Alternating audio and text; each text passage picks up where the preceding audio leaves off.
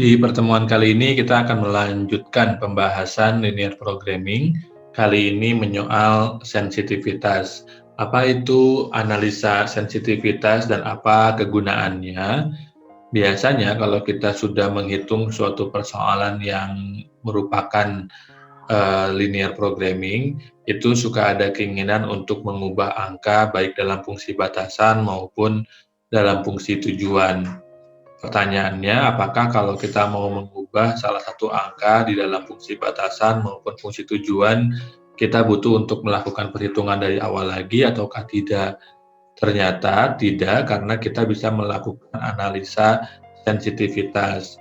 Dalam analisa ini biasanya ada dua hal yang harus kita ingat, ada kaidah dan ada rumus kunci. Kaidahnya sendiri ada tiga. Yang pertama, pada setiap iterasi dalam simplex, baik primal maupun dual, matriks starting solution dapat dipakai untuk menghitung koefisien baris tujuan yang berhubungan dengan matriks tersebut. Iterasi tersendiri adalah tahapan perhitungan di mana nilai dalam perhitungan tersebut tergantung dari nilai tabel sebelumnya.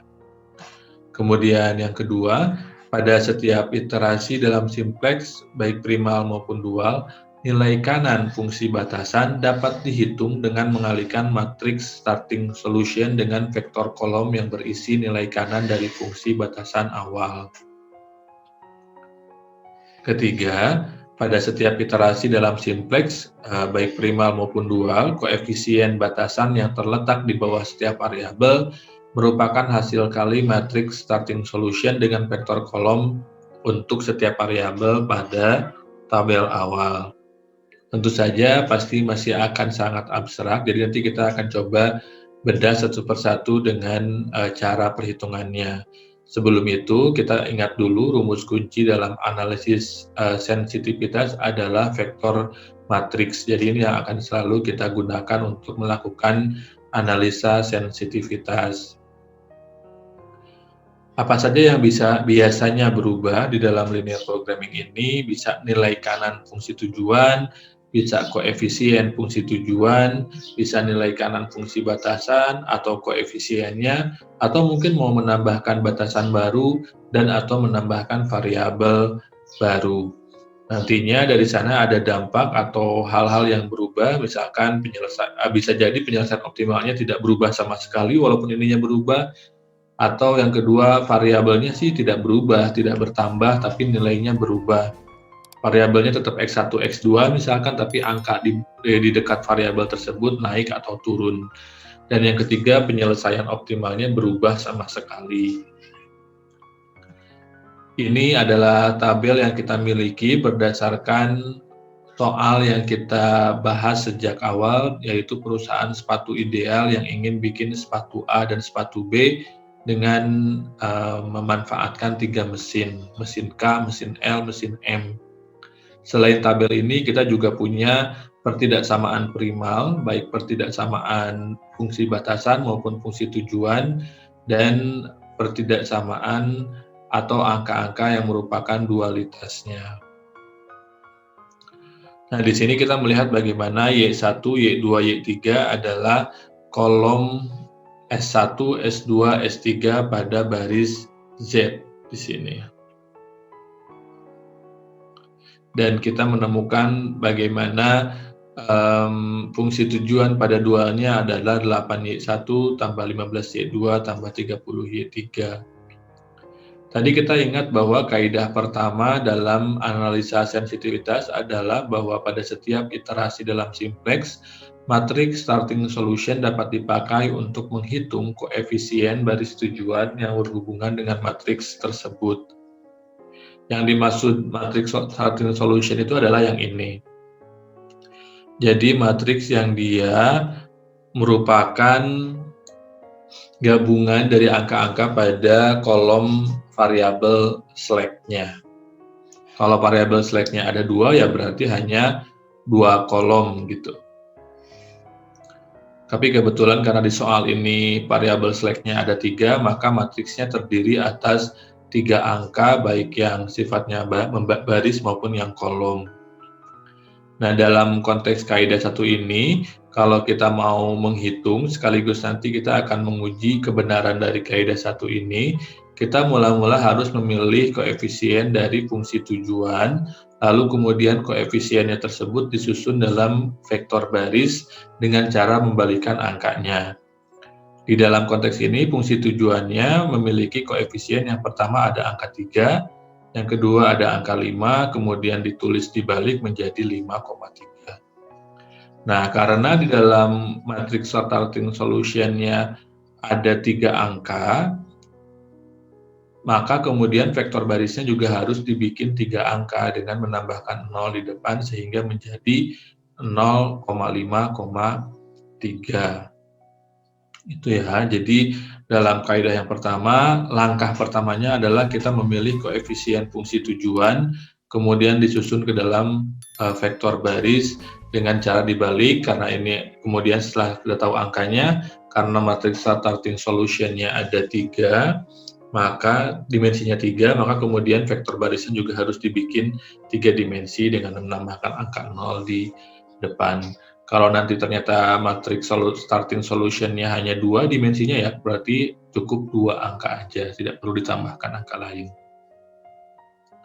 Nah, setelah ketemu ini, kemudian langkah yang kedua adalah kita mengalihkan vektor baris tersebut dengan starting solution pada simplex.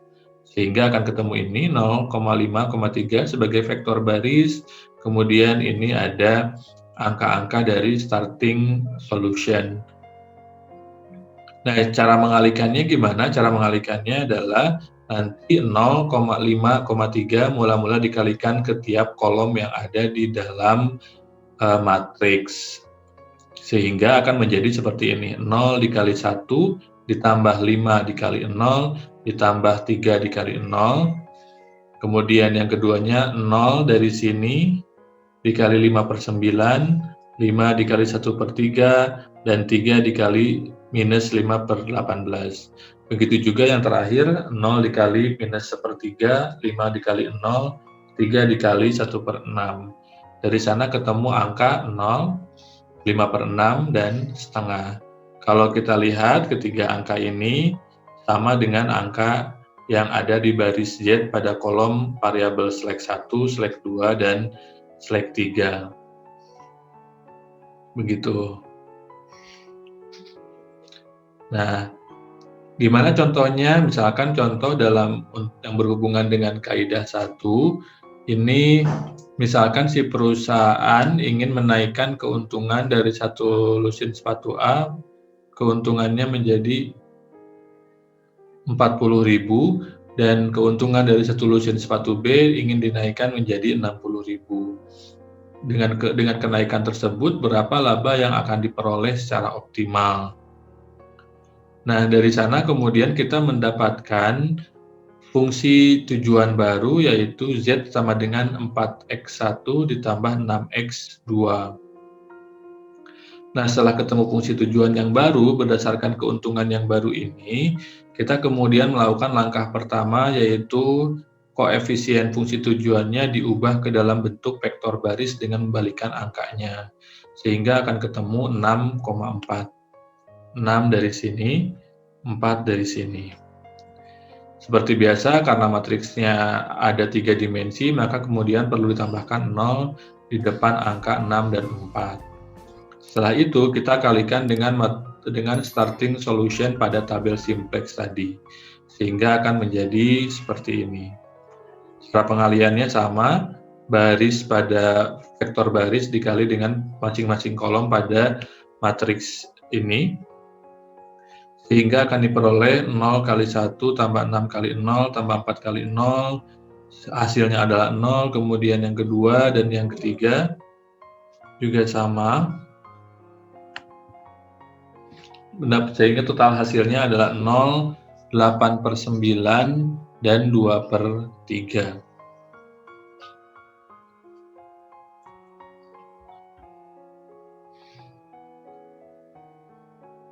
Nah, setelah kita ketemu angkanya 0, 8/9, dan 2/3, kita kemudian coba hitung atau masukkan ke dalam fungsi tujuan. Yang pertama kita coba masukkan ke dalam fungsi tujuan yang dual, rumusnya Z min sama dengan 8Y1 ditambah 15Y2 tambah 30Y3. Ini berdasarkan hasil perhitungan dualitas kita yang sebelumnya. Kemudian dari situ kita masukkan angkanya, angka Y-nya ini berdasarkan angka matriks yang sudah kita temukan ini. Y-nya 0, Y1-nya 0, Y2-nya 8/9, Y3-nya 2/3. Dikalikan koefisien pada masing-masing variabel, sehingga kemudian akan diperoleh nilai sebesar 300 dibagi 9 atau 33 1/3. Kita coba bandingkan dengan menggunakan fungsi tujuan pada primalnya, yaitu 4x1 ditambah 6x2. Ininya menjadi berdasarkan laba baru yang ingin diperoleh, sehingga kalau dimasukkan, x1-nya kan 5/6, x2-nya 5 berdasarkan tabel simplex kita di nilai kanan. Nah, ketika dikalikan ternyata juga menghasilkan angka yang sama, 33 1/3.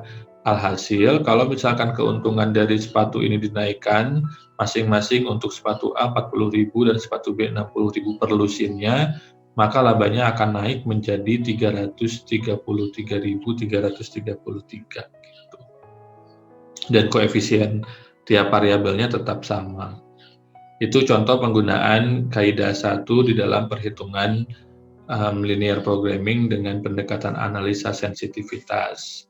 Kemudian ada kaidah yang kedua, yaitu pada setiap iterasi dalam simplex, nilai kanan fungsi batasan dapat dihitung dengan mengalihkan matriks starting solution dengan vektor kolom yang berisi nilai kanan dari fungsi batasan awal. Jadi intinya adalah nilai kanan pada fungsi batasan itu harus dikalikan dengan starting solution. Nah, kita hadirkan kembali pertidaksamaan awal banget atau pertidaksamaan primal yang berhubungan dengan fungsi batasan, dan kita menemukan bahwa nilai kanannya itu adalah 8, 15, dan 30. Kemudian kita jadikan itu sebagai vektor kolom. Vektor kolom itu ke bawah. Kalau vektor baris mendatar atau horizontal. Nah, vektor kolom ini kemudian kita kalikan dengan matriks starting solution-nya yang sudah kita ketahui sama-sama. Cara mengalikannya ini, jadi yang di matriks starting solution-nya mendatar dikalikan dengan kolom ini.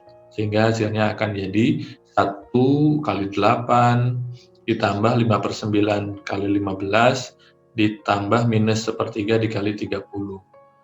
Hasilnya 6/3. Kemudian yang berikutnya juga sama, dapat hasil 5, yang berikutnya juga sama, mendapatkan hasil 5/6.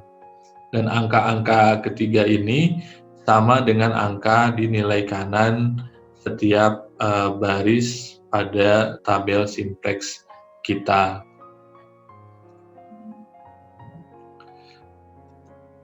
Nah, gimana contoh penerapannya? Misalkan ini adalah pertidaksamaan primal yang kita miliki, kemudian katakanlah di mesin L itu mau dinaikkan menjadi 16 jam, sehingga pertidaksamaannya menjadi 3x2 kurang dari sama dengan 16. Jadi x1-nya 5/6, x2-nya adalah 5.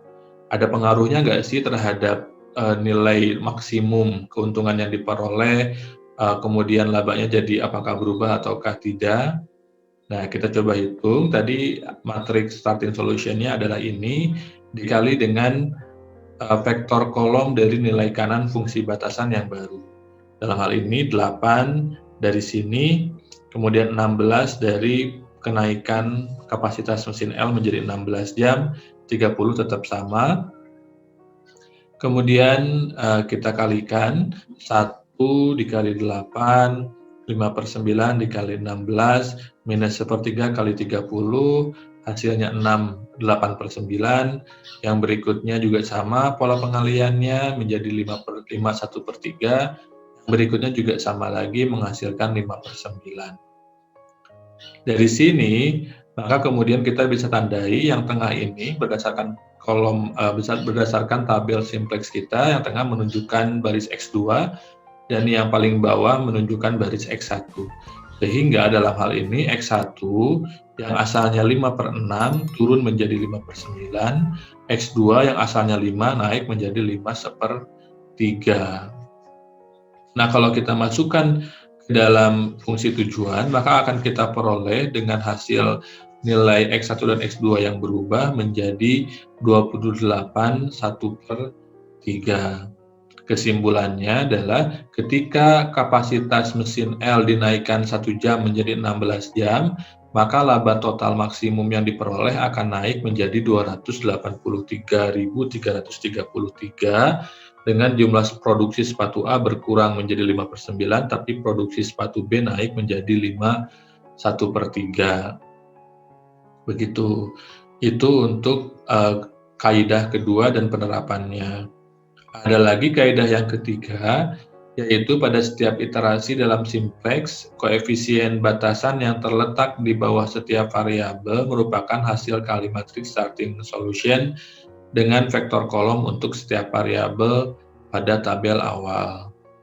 Ini matriks starting solution-nya, dan ini angka yang akan nanti kita buktikan atau kita cari dengan menggunakan pendekatan kaidah ketiga ini. Kita kembali hadirkan pertidaksamaan primal dari soal ini. Kemudian setelah itu kita tandai yang pertama kolom untuk X1 dan yang kedua kolom untuk X2. Sehingga dari situ X1 kita mendapatkan angka 2, 0, dan 6. 2 untuk mesin K, 0 untuk mesin L, 6 untuk mesin M, sedangkan X2-nya 0 mesin K, 3 mesin L, dan 5 mesin M. Kemudian dari situ kita coba kalikan dengan matrix solution. Mula-mula X1 sama, jadi yang ini mendatar dikali yang kolom. 1 kali 2, 5/9 kali 0, minus 1/3 kali 6, hasilnya 0. Kemudian yang ke baris yang kedua juga sama, dikalikan ini, hasilnya 0, dan baris yang ketiga dikalikan ini, ketiga-tiganya menghasilkan 1. Angka ini sama dengan angka yang ada di kolom X1 di dalam tabel hasil perhitungan untuk mencapai solusi optimal. Sedangkan X2 kita coba masukkan juga, itu kemudian hasilnya akan sama dengan hasil pada kolom X2. Sehingga tabel simplexnya dapat kita kategorikan benar. Kita juga dapat tahu bahwa angka-angka dari sini itu bukan tanpa arti, tapi dia merupakan perkalian dari dari nilai pada pertidaksamaan yang primal yang pertama dikalikan dengan matriks starting solution. Itu saja untuk pertemuan kali ini. Terima kasih.